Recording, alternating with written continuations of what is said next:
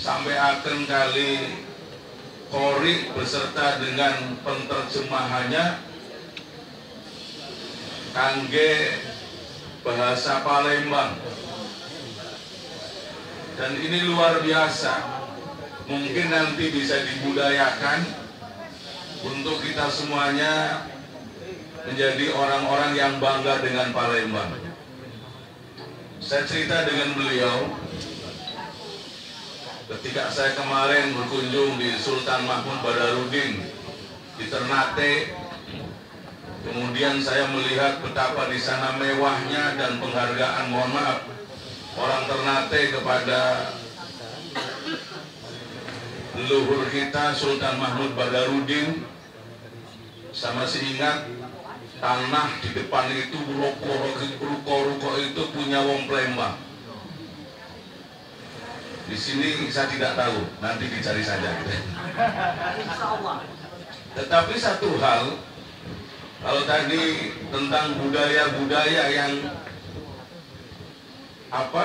sampun berkembang wonten masyarakat, salah satu hal yang mohon maaf, kalau saya melihatnya dari sisi positif, orang Palembang itu meneladani fi'il Allah. Ini agak tinggi nih. Ya. Apa salah satu di antaranya? Ketika ditanya, selalu mengatakan ada gawe. Ada gawe itu. Itu benar. Memang orang nggak boleh nganggur. Cuman diterjemahkan yang lain-lain.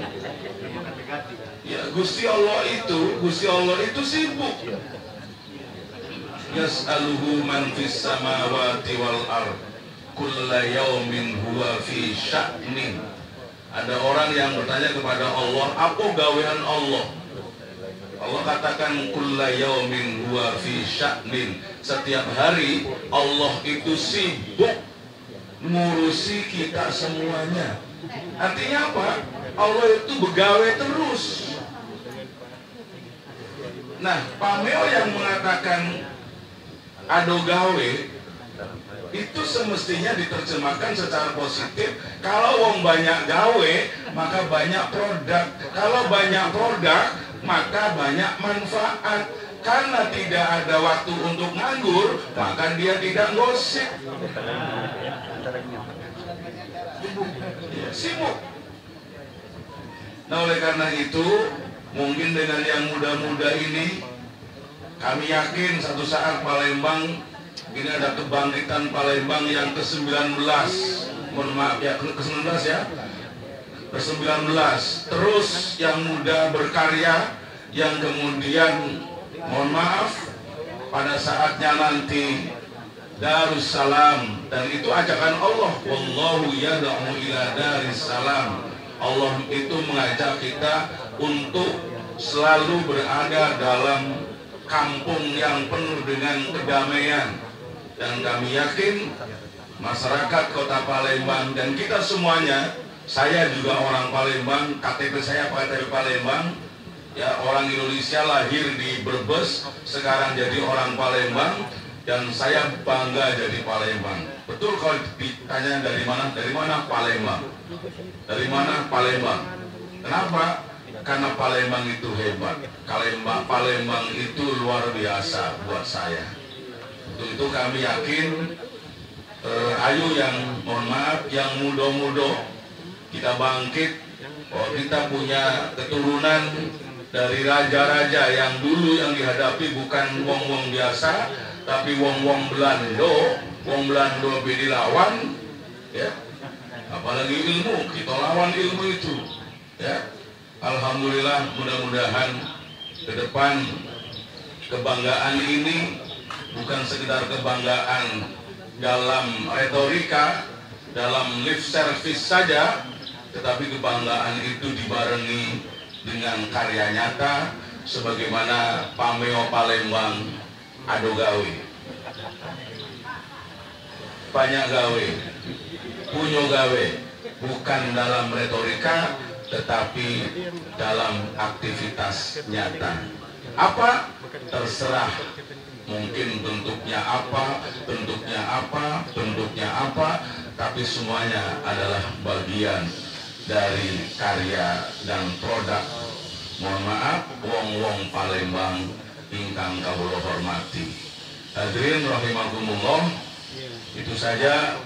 Mari kita berterima kasih dengan yang di belakang ini, dan terima kasih yang benar adalah terima kasih yang terima kasih yang memang harus ada sesuatu yang bisa kita banggakan. Kami yakin tadi cerita tentang tahun 1636 sampai kemudian berapa? 66 ya? 66 59 kemudian memproklamirkan sebagai Kesultanan Palembang di 1666. Sudah berapa tahun dulu sampai sekarang, hitung dewe itu. Tapi yang penting bahwa ada kebangkitan, dan terus Mas Febri virusisasi kebaikan-kebaikan mereka, sehingga mereka juga hidup dan akan menghidupi kita. Inspirasinya selalu akan ada dalam diri kita. Ya, mungkin ada satu diskusi, tidak apa-apa undang generasi Palembang, ditempatkan di mana kita ngobrol dengan dia. Banyak tokoh-tokoh kawan saya luar biasa yang mungkin bisa membakar semangat mereka untuk ayo kita bisa. Kenapa? Kami yakin ketika kemudian itu diproklamirkan, dan jangan saling sikut dan bahasa Lembang apa tadi bahasa yang matoi kalau cemekean bukan Lembang ya? Bukan. Keludean. Oh, belit ya. Kita bahasa itu kan. Ya. Saya kira mungkin satu saat komunitas, mohon maaf, tidak kemudian kita mengismekan, tapi tidak apa-apa. Kalau ada puja suma, kalau ada apa, di sini banyak sekali, maka mungkin saja anak-anak muda Palembang bisa dikumpulkan. Kita punya anggota DPR, si Sekul Padli, ada beberapa orang Palembang, dan banyak sekali orang Palembang yang itu bisa ngecas kepada mereka. Ya. Kenapa? Tumbuhkan rasa Palembangisme yang dulu keturunan raja-raja. Aku yang bukan keturunan raja, maka saya kadang-kadang kalau di Pemprov ini Pak, kalau jingok yang lain pejabat anu, oh bapaknya si anu, mamanya si anu, uaknya si anu. Pejabat ini, bapaknya si ini, pejabat galau. Monro Sidin, bapaknya Sopo, tukang kuli di Brebes. Alhamdulillah bisa jadi pejabat, apalagi orang Palembang yang pasti trahnya jelas. Kami yakin ketika kemudian punya hiroh ya untuk membangun Palembang lebih hebat lagi ke depan, kami kira tidak ada alasan untuk kemudian mohon maaf kita menjadi orang-orang yang malas. Kita sandingkan mereka, itu loh Sultan Mahmud Badarudin II, ini loh Sultan kita, ini loh Sultan kita, itu loh Sultan kita, yang banyak sekali, agar mereka semangat dan kemudian mampu menjadikan Palembang sebagai kebanggaan, dan kebanggaan Palembang pula terhadap anak-anak muda ke depan yang lebih maju lagi. Demikian barangkali, saya mohon maaf setelah ini izin Kiai, saya nggak bisa mengikuti kegiatan tausiah karena ada kegiatan dengan PBNU, ya. Sampai 3 hari ke depan saya ada kegiatan. Begitu sebentar lagi atau mungkin sudah turun PBNU Gus Yahya ke Palembang, rencana pertemuan di PCNU. Saya sebagai wakil suriah PCNU untuk menghormati beliau. Demikian, sukses untuk kita semuanya. Mas Febri, terus nanti ke depan kalau bisa tadi cerita, kalau bisa itu mungkin jadwal ini bisa dimasukkan ke dinas kebudayaan dan pariwisata, ya.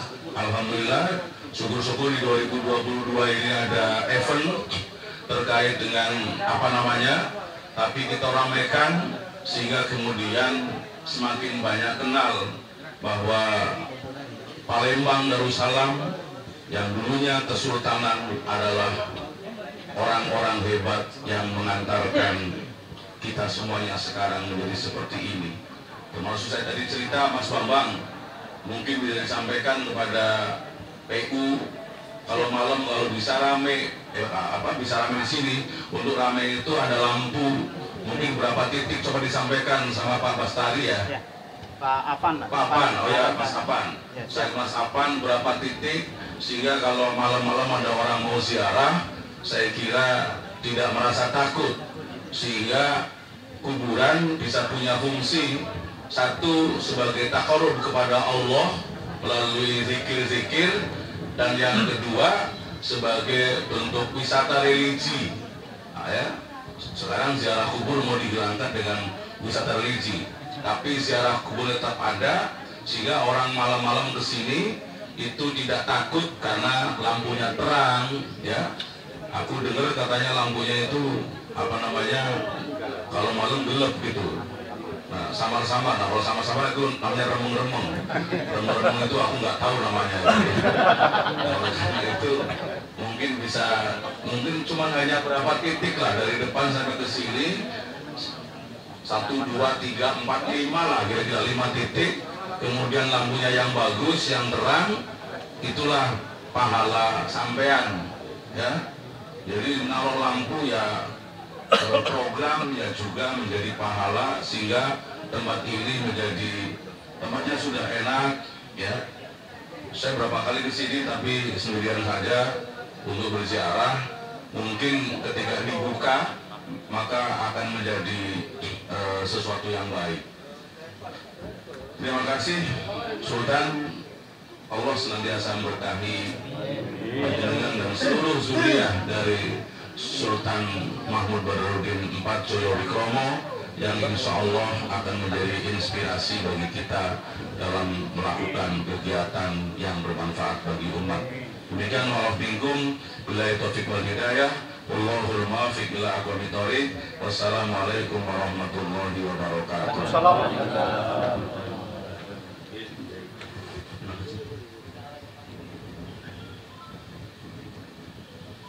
Terima kasih kami aturkan kepada Bapak Gubernur Sumatera Selatan yang diwakili oleh Kiai Dr. Residen Hasan MPD yang telah menyampaikan kata sambutannya. Selanjutnya mari kita ikuti bersama tausiah yang akan disampaikan oleh Mufti Kesultanan Palembang Darussalam Pangeran Notoinggomo Ustadz Ki Agus Hadi.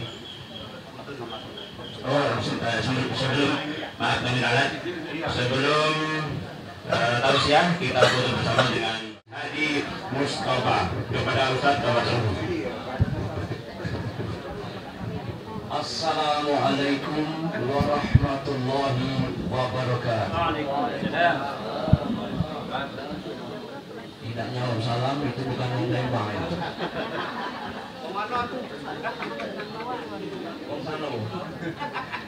Alhamdulillah wa syukurillah, asyhadu an la ilaha illallah wa asyhadu anna Muhammadar Rasulullah. Allahumma salli wa sallim ala sayyidina Muhammadin al-Fatih lima urlika wal khatimi lima sabaq nasiril haqqi bil haqq wal hadi ila siratikal mustaqim wa sallallahu alaihi wa bidarhil azim. Puji dan syukur kita panjatkan kehadirat Allah Subhanahu wa taala atas segala nikmatnya, terutama nikmat iman dan nikmat Islam, dan juga nikmat ketaatan kepada Allah dan Rasulnya, yang kita harapkan sampai ke akhir hayat kita nanti kita tetap memegang teguh kalimat la ilaha illallah Muhammadur Rasulullah. Saya hormati Sultan Mahmud Unpad, Raden Hawas Diraja, yang kami hormati bapak-bapak yang sempat hadir dari Pemda, Ekot, dan juga pangeran-pangeran yang lain yang sempat hadir. Tidak ada lain, kita panjatkan puji dan syukur kepada Allah SWT. Salawat dan salam semoga tercurah atas junjungan agung kita baginda Nabi Muhammad SAW. Aku rasa ini cuma nambahi sedikit ya. Tadi Pak Rasidin itu sudah menyampaikan poin-poin penting itu sebenarnya. Kalau dia ngomong tadi dengan berbahasa Pak Bung, terus terang aku merinding dengannya. Kenapa dengan berbahasa itu kan ada girahnya, ada rasa penghormatannya, ikhtiaramannya. Jadi biasa kalau kita kalau bertemu dengan orang yang lebih sakit atau orang tua itu dengan berbahasa. Kalau aku bertemu orang tua, tapi orang tuanya habis juga Pak di kampung itu. Aku ngomong berbahasa, itu kapan tidak berbahasa? Jadi usilnya kita. Tapi kalau kita ngomong kalau hanya mengatakan lebih, hanya sampai ke kelemahan, jadi itu ada kehormatannya dengan membaca, dengan istilah berbahasa tadi. Masya Allah, tidak perlu takut itu sebenarnya. Laju-laju aku bayang ngomong, kaget lama-lama dia bukan ada yang bagus ya. Sebenarnya Pak Bu, kalau aku ketemu dengan Bung Jogja, apalagi ada siapa kawan itu, ya Allah, mereka itu sudah tahu galau dengan bahasa kita. Dan memang kalau menurut unsurnya memang kita ada garis dari situ, bahkan sampai ke sana diri, sampai ke Rasulullah. Subhanallah. Bapak Ibu adik sekalian, aku terbaca juga di keterangan manuskrip itu bahwa susunan Abdurrahman ini memproklamirkan negeri Palembang Darussalam. Jadi dia ini adalah merupakan raja terakhir, raja terakhir kerajaan Palembang, Sultan pertama Kesultanan Palembang Darussalam. Apa kata dia? Aku bercita-cita menjadikan penduduk yang ada di dalam negeriku ini serasa berada di dalam surga Allah yang bernama Darussalam. Subhanallah. Jadi itu Pak, itu ialah niat, itu ialah itikad kita ingin menjadikan negeri kita ini serasa di dalam surga. Makanya yang dipakai itu, ya, apa yang dalam kegiatan hari-hari itu pertemuan itu selalu namakan Ratib Saman. Bapak Ibu, Ratib Saman ini luar biasa. Kalau cuma ngikuti baik, hatinya kemana-mana, ngikuti Ratib Saman itu sudah yang terpikir dari dia, oh lama. Ya, padahal Syekh Muhammad Saman itu sudah ngatakan yang harus kita jengok dulu kalau nak beratib ini, ya, ada mujahadah, ada kesungguhan di hati kita. Kesungguhan apa? Untuk mengalahkan daripada apa yang bisa merusak hati kita. Hati ini kalau sudah rusak, rusaklah galau-galau. Jadi kalau ngomong dia akan menuju kepada surga, tapi kalau hatinya rusak, nauzubillah, tidak akan pacak itu tercapai.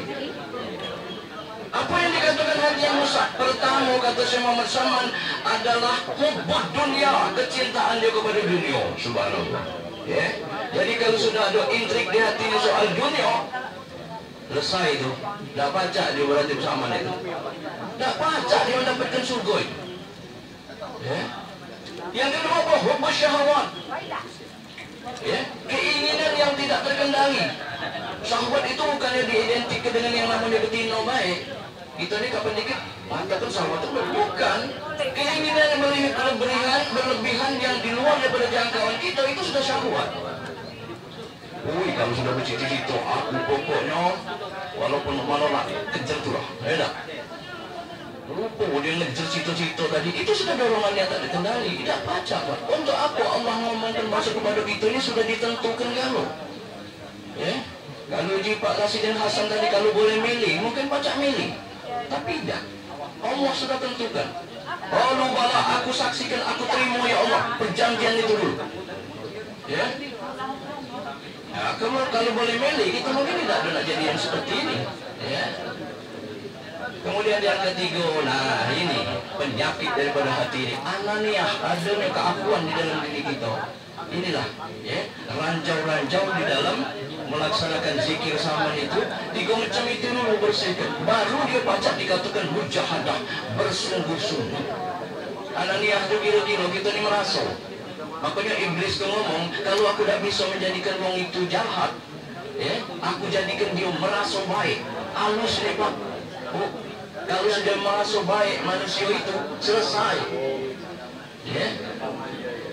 Itu iblis itu kan cuma dia merasa lebih baik dari Adam. Kenapa dia nggak sujud katanya? Nah, makanya Raden Saman itu, ya, kadang-kadang kita tidak terasa Pak, ya.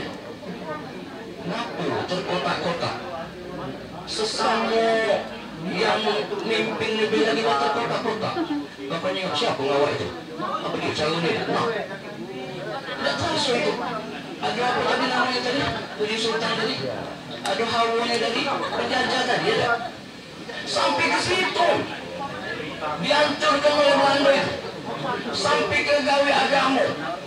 Makanya aku bukan main ngomong di majelis-majelis aku, ya. Setiap kami adakan hati itu, perbaiki dulu hati itu. Kalau sudah diri dia merasa lebih baik, dia menganggap orang itu rendah galau. Wah, aku ni hebat, aku ni ustaz, aku ni kira aku bocok di tengah. Hancur itu. Jadi kapan sudah masuk dalam satu majelis, dikatakan oleh Nabi itu roda, taman surga. Siapapun yang ada di dalam majelis itu akan dicatat Allah melalui malaikat yang khusus itu.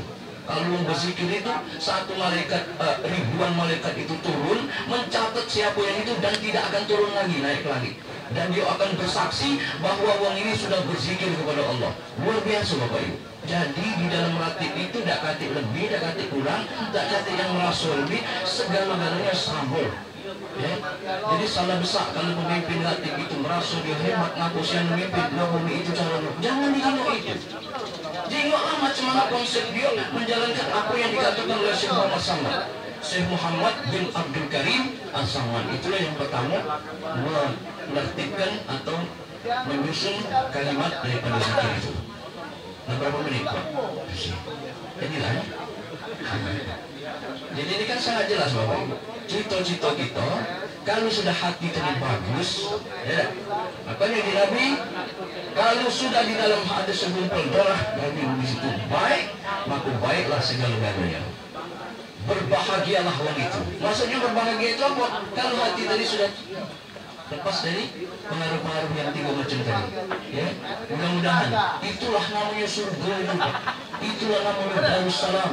Dan ini sudah dijalankan oleh leluhur-leluhur kita ini. Makanya tidak sembarang dia ngomong, aku ingin menjadikan seluruh wilayah aku ini penduduk yang berada di dalam surga Allah yang bernama Darussalam. Ya.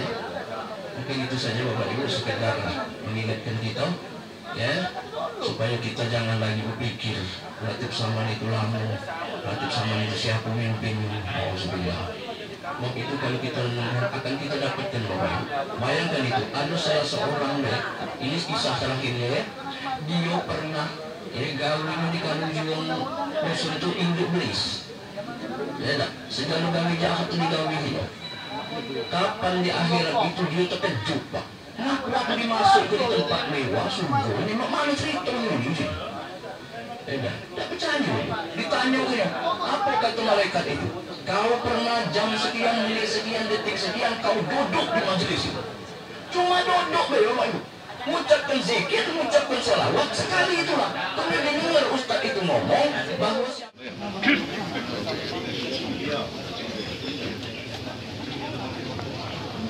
Asisten